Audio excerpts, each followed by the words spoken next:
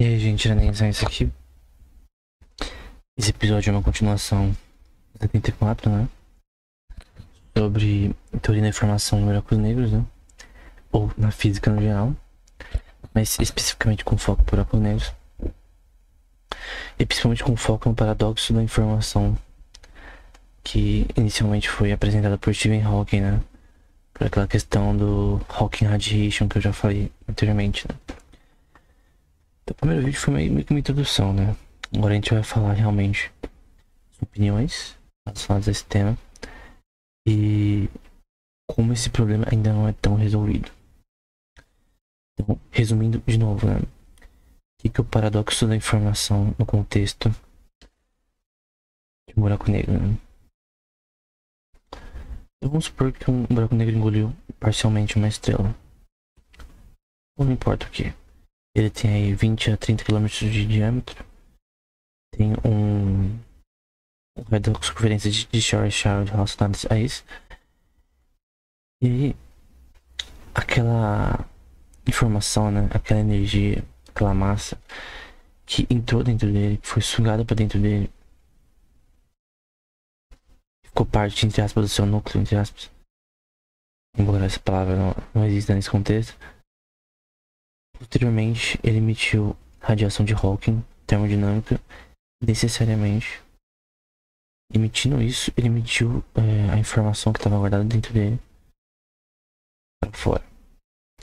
A questão é, essa informação, esses dados, né? Eles foram expelidos de forma pura, ou seja, a informação que entrou lá dentro foi destruída, ou ela só jogou a mesma informação em forma de radiação de Hawking. É claro que tem um exemplo, por exemplo, do Pressky, que tem um dos papers que está na descrição. É do paper dele de 1993, que é o do Black Holes Destroy Information, né? Que ele fala exatamente sobre isso, sobre essa questão de, por exemplo, se você jogar uma enciclopédia no Sol, obviamente ela vai ser destruída, né? Mas a informação ali dentro não vai ser destruída porque, por mais que, por exemplo, você queime, incinere uma enciclopédia, aquilo vai formar, assim, minimamente um gás, né? Vai virar pó, vai virar fumaça, enfim. Mas a informação não foi destruída. Essa é uma lei de Lavoisier importante na química, né? A questão aqui é que essa não é a questão. O que cai dentro do buraco negro é totalmente destruído e tipo, inexistente, ou a informação só é transformada para virar radiação de Hawking, né? E essa é a questão, esse é o paradoxo da informação no buraco negro, né? O Black Hole Information Problem, né? Que é importante nessa questão, né? Uma coisa que muitos autores sugerem é que, para explicar corretamente a entropia de Bernstein-Hawking, que a gente viu em outro episódio, relacionado a saber de forma geométrica, entre aspas, topológica, e também no contexto do ADS-CFT, que é o Anti-de-Sitter Space, e a parte do ADS, né? O CFT é com Formal Field Theory, o CFT tem a ver com topologia, né? E o ADS tem a ver com uma questão matricial relacionada à forma que você quer explicar o espaço-tempo, né? Eu creio que o Anti-de-Sitter Space é uma matriz de 5 bases, né? A de Minkowski tem 4 dimensões. A Anti-de-Sitter Space, se não me engano, tem 5. E dessa geometria você quer explicar, por exemplo, seções desse sistema topológico, né? Desse buraco negro, né? Você quer descrever essa evaporação, se ela é válida, né? Lembrando que é uma evaporação termodinâmica no contexto de Hawking Radiation. E uma coisa que é importante nesse contexto é a Quantum Gravity, né?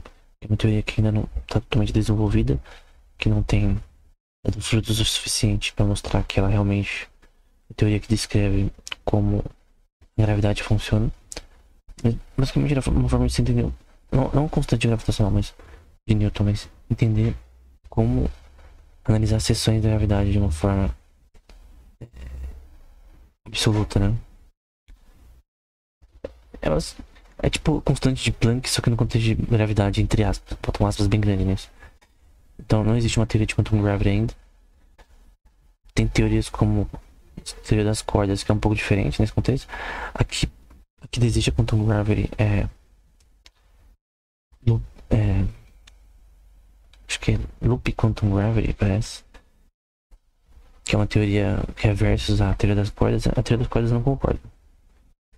Eu não acho ela boa. Que diz que todos os átomos do universo são... Os quarks também são cordas vibracionais vibrando em 11 dimensões. Eu não acredito, né? A teoria de loop quantum gravity é um pouquinho melhor. Então, existe essa questão de uma teoria de quantum gravity conseguiria descrever melhor a entropia de Mikestone-Hawking, e aí conseguiria descrever corretamente se a informação é destruída ou não nesse contexto, porque você teria um conhecimento melhor desse sistema, né? Lembrando que entropia, a gente fala de entropia, a gente tá falando sobre um termo que na verdade significa incerteza, né? Até um dos papers está na descrição, teve um autor que fez uma citação do Claude Shannon, né? Quando ele inventou a palavra entropia relacionada à teoria da informação, né? Porque anteriormente entropia tinha a ver com termodinâmica, né? Tipo, a entropia de Clausius era a derivada de Q relacionada à calorimetria do sistema ao longo do tempo. E dt, né? E aí a segunda lei da termodinâmica diz que o sistema ele sempre tem uma entropia estacionária igual, que não muda, ou crescente, né? Essa é a segunda lei da termodinâmica. Então tem essa questão, né? Será que realmente uma teoria de quantum gravity poderia explicar melhor como essa informação pode ser preservada ou não nesse contexto, né?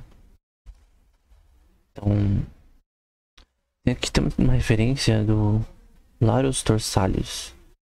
Ele fala que na gravidade quântica, né, em quantum gravity, ela é definida com a correspondência da SCFT, que eu já falei anteriormente.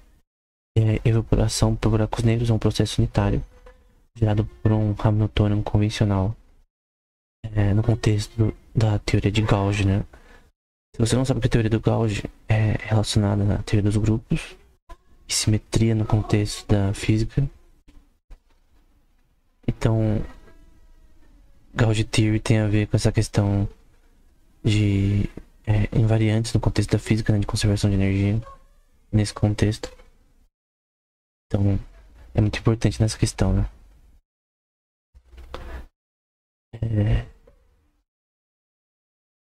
Tem outros papers que eu vou acabar citando aqui, mas eu queria falar um pouco sobre essa origem da entropia, né? Ele vai falar sobre como o von Neumann, conversando com o Claude Shannon, né? Ele falou, então você não deveria chamar essa entropia aí de informação, porque o Shannon queria chamar dessa forma. Ou chamar de incerteza também. Mas aí ele disse que seria melhor chamar de entropia, porque ninguém sabia o que entropia realmente é. Então no debate você teria vantagem, né? A origem, o Claude Shannon ia chamar a entropia de ou informação ou incerteza, que também é essa coisa também. Porém, no contexto da entropia de Claude Shannon, né, ele preferiu chamar dessa forma por causa dessa opinião do von Neumann, né? Que o nome não importa, né? O nome já existia anteriormente, mas é interessante que esse nome foi usado porque é melhor que informação e incerteza. Mas entropia tem tudo a ver com isso, né? É a quantidade de incerteza que você tem no sistema. Quanto mais a entropia do sistema maior, mais difícil você prever o comportamento desse sistema, né? Enfim.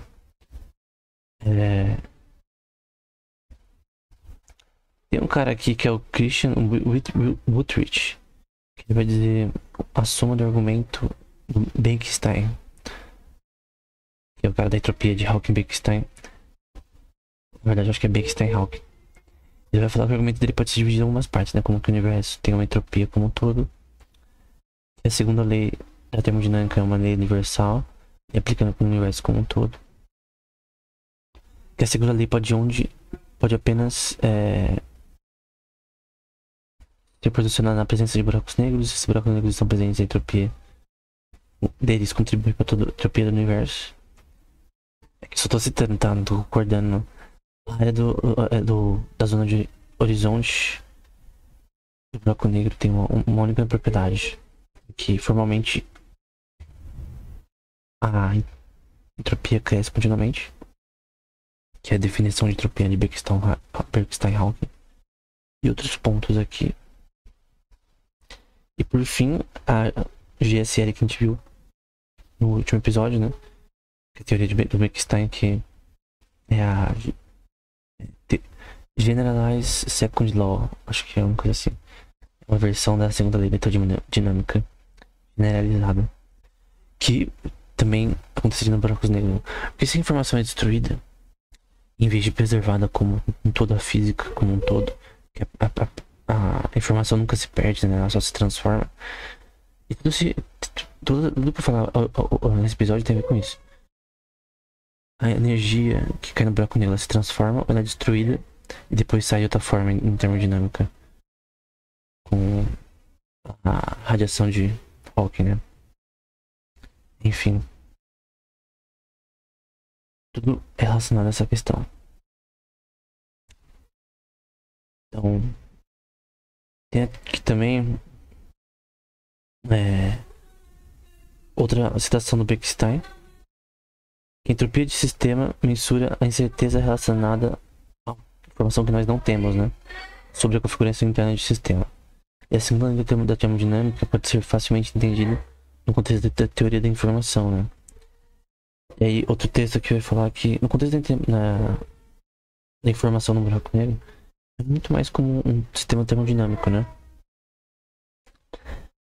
Buracos negros têm um equilíbrio, tendo 3 parâmetros que podem ter diferentes configurações internas. Eu creio aqui que ele está falando de massa, angular momento e carga. Isso naturalmente introduz o conceito de entropia de buracos negros, né? E da questão de mensurar a inacessibilidade da informação. Enfim. E de novo, esse paper aqui que eu tô citando, que é o do Christian Woodrich ainda, que é o Are Black Holes About Information. Ele também vai falar sobre no final, uma questão importante sobre quantum gravity, né? Ele vai dizer uma citação do Jonathan Oppenheim. Não é Oppenheimer, é Oppenheim. No obituário de Jacob Beckstein. Ele vai dizer, né, que qualquer teoria potencial de quantum gravity deveria ser predita corretamente como valor da entropia de um buraco negro. Então, ele tá falando que pra gente entender quantum gravity, pra gente entender como quantizar a gravidade, entender ela de uma forma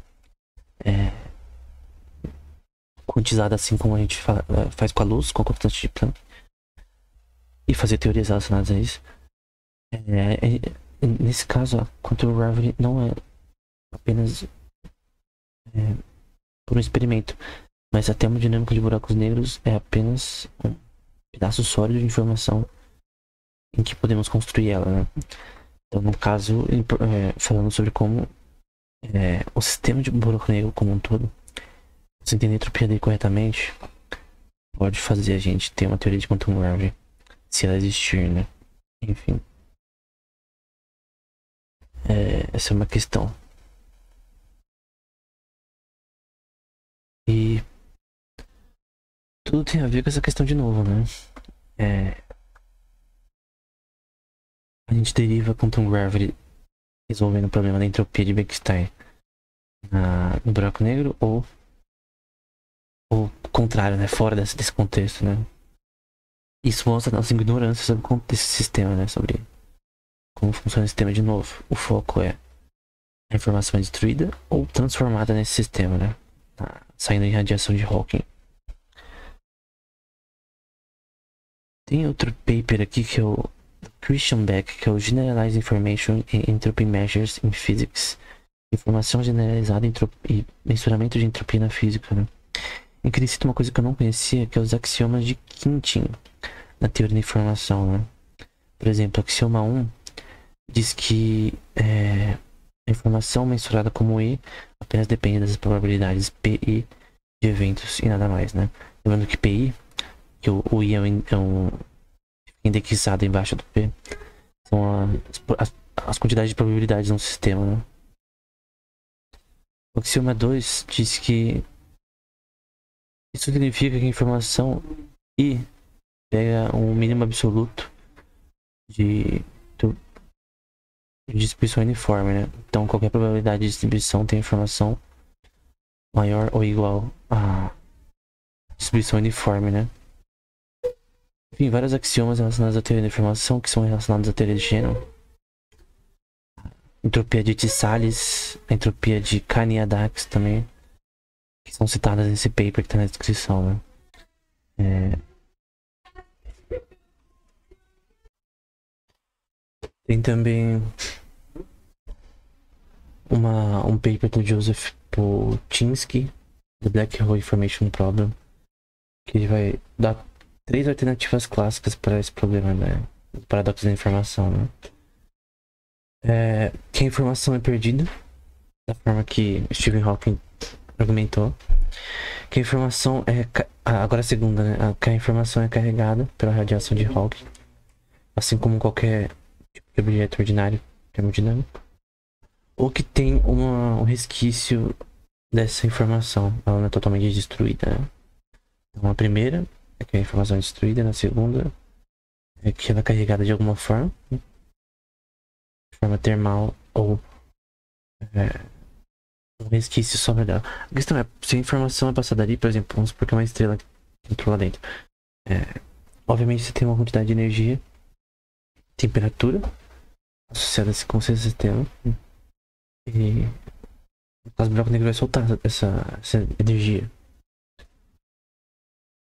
Então, um exemplo seria que parte da informação é preservada, ou é como se fosse um carvão, né? Eu pego o carvão e eu transformo ele em brasa, né? Mas no caso a informação do carvão não é perdida, não é destruída, não é aniquilada, né? Então essa é a questão, né? Vai falar aqui que a conservação de informação a radiação de Hawking é atrativa para o comportamento termal universal nesse contexto. Aí vai dizer uma coisa interessante. Entretanto, parece que isso requer o transporte de informação mais rápido do que a luz do interior do buraco negro para fora, né? O que obviamente não é permitido pela relatividade. Aí vai dizer que quando nós estamos estudando quantum gravity como matéria efetiva de campos, né? Deveria nos levar talvez a questão da parte dessa informação pode ser perdida, ou que tem resquícios dessa informação que é preservada, né? Essa questão da destruição da informação seria uma violação também à segunda lei da termodinâmica, né? Então, um ponto para se salientar de novo é que pela entropia de Bextor-Hawking, essa informação não poderia ser perdida por causa da segunda lei da termodinâmica, né? Enfim. Então, tem essa questão. Tem uma parte também que vai falar sobre ER igual a EPR, né? ER é do pontos de Einstein-Rosen, é igual a pares de Einstein-Podolsky-Rosen, né? O EPR são pares de partículas interligadas, né? E o ER é uma ponte de Einstein-Rosen que é chamada também de buraco de minhoca na literatura popular, né? E ele vai falar sobre esse contexto, né? Vamos supor que a gente tem um buraco negro singular. Vamos considerar agora pares de buracos negros em equilíbrio, e a combinação desses estados sejam puros com esses dois buracos negros com um entanglement entre eles. Geometricamente se descreveria com a métrica de Frouskal, ele diz, né? Com 4 quadrantes conectadas, uma ponte de Einstein-Rosen, né? Mas a mesma ponte de Einstein-Rosen também é teórica. Nesse contexto, por que ele está citando isso daqui? Porque as pontes de Einstein-Rosen seriam dois buracos negros conectados, né? Se isso existir. teoricamente falam que é possível, mas não é uma prova. Ninguém mediu uma dessa, ouviu isso daí de forma experimental, né? Uma teoria. Que no geral entre aspas, aceita, né? Mas isso é uma teoria, a gente pode dar certeza absoluta, né? Será que duas partículas de um lado pro outro permitiriam que a informação fosse preservada, né? Então, é aquela questão. Até o Hawking, num paper que tá na descrição dele, que ele mesmo escreveu, em 2005, acho, ele vai falar, né, que isso não acontece, né? Que mesmo se pulses de Einstein-Rose existir, elas não permitem que uma partícula viaje de um lugar pro outro mais rápido do que a luz ou viajar de qualquer forma, né? Nesse caso, que a informação seria destruída nesse meio tempo. Tem uma teoria que diz que tem buracos de. Tem pontos de Einstein-Rosen que preservam estados quânticos, que no caso com a forma de termodinâmica TDS, é o nome. Mas é uma teoria também, enfim. Tudo que é teórico, né? Então ele vai falar, né? Começando com um buraco negro similar, formando um par com entanglement, né? Entrelaçamento quântico dessas partículas. Usando computação quântica, manipulando apenas os bits do lado de dentro e trazendo par. Esse sistema, geometricamente, isso seria um buraco negro de dois lados, né? Enfim. Quase a ponte de Einstein-Rosen, né? Buraco de minhoca. Embora teórico, né? Enfim. Então tem vários outros papers aqui que tem umas opiniões diferentes, né? Nessa questão. Tem caras que tentam falar como esse paradoxo pode ser driblado, né? Dá uma diminuidinha aqui. Tem um cara que aqui vai falar sobre complementariedade nesse contexto, né? Que a complementariedade em buracos negros diz que uma descrição unitária e local da física existe fora da zona de horizonte. E no caso, o que é localidade na física, né? Por exemplo, eu pego uma bola e jogo na cara de alguém. Eu consigo calcular a trajetória da bola. A bola ela faz toda a transição sem teletransportar de um lado pro outro. Isso é impossível na física. No contexto da localidade. Na não localidade, a gente tem a possibilidade de uma partícula, somente entanglement, seria de uma partícula não ter essa transição de um lado, de ter que trafegar de um lado pro outro. Ou uma bola que ela tem que passar por todo o espaço de A até B, sem driblar nada. Tipo, se eu pegar uma bola e eu tacar em qualquer lugar, ela vai passar por todo o espaço até aquela região. Não tem como ela meio que se teletransportar de um lugar pro outro. Tem um experimento chamado Quantum Teleportation, né? Teleportação quântica, que na verdade você reconstrói a informação de um lado pro outro, entre A e B, né? Fizeram isso de uma ilha pra outra, por exemplo, no Japão. Perdão, acho que era na China. Porém, a informação não trafega mais rápido do que a luz, né? E, na verdade, você só reconstrói o sistema de um lado pro outro. Aí, nesse paper aqui do Stephen Giddings, ele vai dizer, né? Em conclusão, não parece que é possível fazer argumentos de Hawking, né, para informação, a perda de informação sem referência para questões de boosts relativos e física de Planck. Esse boost relativo na relatividade em relação à forma que um sistema, por exemplo, uma partícula pode, esse boost relacionado à forma que ela se comporta indo nas 4 dimensões do espaço de Minkowski, ela se comporta no espaço. É tipo uma... Não tem como descrever de uma forma... Acho que visualmente fica mais claro, né? Enfim. E no caso, de novo, ele fala que esse paradoxo ainda está em aberto, né? No caso, ele vai dizer também que tal argumento sugere que não é possível fazer sentido essa informação ser perdida no interior do buraco negro, que essa hipótese é justamente o que cria esse gap no argumento de Hawking, né? Enfim, a questão é, Hawking errou ou não nesse contexto, né? Se ele errou, quer dizer que a informação não é destruída e que, no caso, ela é preservada em Hawking Radiation, né? Opinião, por exemplo, do C.F. Lloyd. Se ele acertou, quer dizer que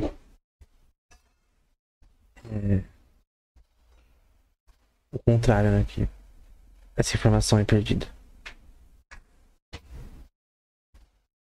Aí tem umas pessoas que tentam usar a teoria das cordas, mas por exemplo, o C.F. Lloyd, para argumentar que a informação é preservada nesse contexto. Só que o Steve Giddens, ele fala exatamente que usar a teoria das cordas, mesmo se você acreditar nela, não é útil nesse contexto, né? Que ele vai dizer, né? Entretanto, tem sido argumentado que investigações de scattering de alta energia na teoria das cordas não mostram nenhuma evidência de tal não localidade em distâncias desse tipo, né? Enquanto seria possível fazer uma posição para não localidade em pequenas distâncias, nesse contexto é impossível, né? Então, não tem como você resolver esse problema de uma forma tão simples como parece, né? Tem o paper do John Pressel que eu citei anteriormente, que ele fala... que ele fala as mesmas coisas que eu já falei anteriormente, né? Então acho que não faz sentido eu falar das opiniões dele aqui. Foi paper de 1997, parece. Então, ele vai, por exemplo, dizer: se um buraco negro realmente destrói a informação, então a interpretação da entropia intrínseca tem que ser um pouco diferente, mas ainda sensível. A entropia do buraco negro mensura a parte importante, né? A quantidade de inacessibilidade de informação, que é a entropia, né? Assim como o buraco negro evapora, a entropia é transferida na forma de radiação. A entropia da radiação resulta dessa questão, mas do estado mixo matricial caracterizado de radiação e realmente o efeito da descrição do estado, né? Essa questão do estado mixo, a gente tem que falar a diferença entre estado puro. Vamos pensar como puro, né? Estado puro. Nossa, despercute. Um estado puro versus um mix, né? Um estado puro quântico, né, é um estado que pode ser descrevido por apenas um vetor de Cat-vector de Dirac, né? Uma soma das bases dos estados. Então você tem seria melhor escrever, né? Mas você tem a barra psi o traço, que é a notação de Dirac para você definir um vetor nesse contexto. Então psi1 mais psi2. Esse estado ele é puro. Mas quando você quer descrever um estado mixo, na verdade é uma distribuição estatística de estados puros. Em vez de um estado puro, é uma distribuição deles. E você usa operadores para explicar essa mesma questão, né? Então, o estado puro é descrito como a soma das bases simples desses vetores que a gente denota como psi, psi1, psi2, enfim, as bases de estados quânticos unitários, né? E o estado mixo é uma distribuição estatística desses estados, né? Isso parece ser bem importante nessa discussão, na verdade.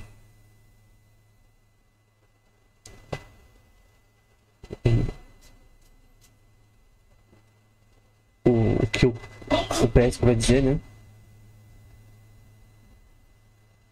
É que nesse contexto é o estado mixo que é usado, essa questão da radiação de Hawking, né? Enfim. Tem outro paper do próprio Stephen Hawking, né? Que é um paper pequeno, mas é muito bom. Eu não sei como ele escreveu, porque é de 2005 e ele já tava com aquele problema de cadeira de rodas, né? Enfim. É bem isso, não sei como teve ajuda, provavelmente teve ajuda, né? Eu não consegui nem se mexer nessa época já. E ele vai falar sobre essa questão. Ele foi um dos caras mais importantes para esse paradoxo da informação, no contexto de buracos negros, né? Aí tem umas partes interessantes, né? Ele vai, por exemplo, dizer que por anos ele tentou entender a geometria euclidiana para representar a formação e evaporação de um buraco negro, sem sucesso. É estranho que usar, assim, na minha opinião, usar a geometria euclidiana não faz sentido aqui, né? Porque tudo nesse contexto é geometria não euclidiana, né? Tudo na relatividade, na verdade, é geometria não euclidiana, né? Você usa a métrica de Riemann exatamente por causa disso. Mas enfim, ele vai dizer que eu agora realizei que não existe tal geometria nesse contexto, apenas num buraco negro eterno. Tô citando ele aqui, tá? Tô literalmente citando as palavras dele. E o par de criação de buracos negros é seguido pela sua aniquilação, né? O par da criação é instrutivo, né? Essa aniquilação é relacionada à aniquilação de partículas de estados diferentes, né? E ele vai dizer que a geometria euclidiana pode ser vista como um buraco negro movido num loop fechado, como alguém esperaria, entretanto a correspondência pertence à geometria de Lorentz. Para quem não sabe, as equações de Lorentz são relacionadas à parte mais básica da relatividade, da forma que a luz se comporta em relação a outros objetos observadores. Tanto que as equações de Lorentz inicialmente, nesse contexto, elas são muito importantes para a teoria da relatividade, no começo dela, né? Enfim, essa questão que ele disse, né? Ele vai dizer que o Moral disse que a gente não deveria pegar a questão analítica de Lorentz como continuação da geometria euclidiana, literalmente, como um guia para como o observador ia ver, né? No contexto da relatividade, né? Então, se quer, por exemplo, saber a forma que as partículas se comportam nesse contexto do buraco negro, né? Então, ele está dizendo que não necessariamente a geometria euclidiana é útil nesse contexto. De qualquer maneira. Aí, na conclusão, ele vai dizer que ele argumentou como a gravidade quântica é unitária, a informação é preservada, a formação no buraco negro na sua evaporação. Então a opinião dele aqui em 2005 era que a informação é preservada, defendendo assim a sua teoria de radiação de Hawking, né? Então, tem que defender. Eu acho que anteriormente eu falei o contrário, né? Mas nesse caso aqui tá claro que nessa conclusão aqui que ele crê que a informação é preservada e evaporada. Então essa é a opinião dele, né? Alguns vão dizer o contrário. Não sei se ele mudou de opinião ao longo do tempo, enfim. Eu assumo que essa evolução é dada pela Path Integral, que é uma integral de caminho no cálculo. Pode servir, por exemplo, o comportamento de uma rede de partículas, uma partícula. E de forma euclidiana das métricas de todas as topologias, né? Lembrando que na parte de topologia a gente usa a DSFT. E a integral de toda essa seção vai ser unitária em toda essa integral, né? De caminho será unitária. Descrevendo assim a questão de seções relacionadas à entropia de buraco negro, né? Enfim. Então, no geral era isso, né? Eu creio que eu resumi esse contexto de uma forma, talvez eu não tenha sido tão assim claro, mas se eu der um resumo simples no contexto da teoria da informação em buracos negros, né? O problema era o paradoxo. A informação é destruída ou aniquilada nesse contexto. Se a informação é destruída, a gente tem uma queda de entropia, a gente tem uma violação da segunda lei da termodinâmica, que isso é importante para a gente entender a física como um todo, né? Será que a gente pode violar a segunda lei da termodinâmica em alguns contextos? Será que a entropia de Bethe-Hawking realmente é verdade? Então a informação é destruída ou ela é preservada e soltada através de Hawking Radiation. Essa informação ela é parcialmente destruída e tem resquícios dela, ou ela é totalmente transformada apenas em forma de a radiação termal de Hawking, né? Então todas essas questões são importantes para a gente entender esse paradoxo. Não é que ele foi resolvido totalmente. O que eu vi é que a opinião do Seth Lloyd sobre a teoria das cordas nesse contexto não é tão bem vista por outros pesquisadores que manjam desse tema. Provavelmente, para você falar sobre se a teoria das cordas é útil nesse contexto, você tem que manjar profundamente de teoria das cordas, né? Eu, por exemplo, não manjo desse tema, né? O que eu li foi bem breve, introduções, teoria das cordas, então não sei. O que eu tenho é a opinião do Seth Lloyd e essa opinião de outros autores que diz que, na verdade, nesse contexto, isso não é bem verdade, né? A questão da não localidade, principalmente no contexto de pontes de Einstein-Rosen, né?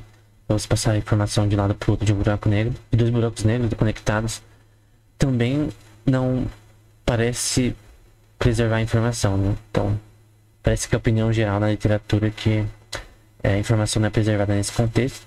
Tem uma teoria que alguns pontos de Einstein-Rosen que tem essa particularidade termodinâmica que chama TDS, que pode preservar estados quânticos nesse contexto, ter uma propagação de uma partícula de um lado para o outro.